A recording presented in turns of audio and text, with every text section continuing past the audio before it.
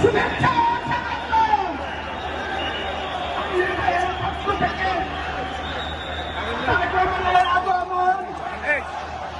শুভেচ্ছা স্বাগতম তারেক রহমানের আগমন শুভেচ্ছা স্বাগতম তারেক রহমানের আগমন শুভেচ্ছা স্বাগতম আমিনুল ভাইয়ের পক্ষ থেকে লাল গোলাপ শুভেচ্ছা তারেক রহমানের আগমন শুভেচ্ছা স্বাগতম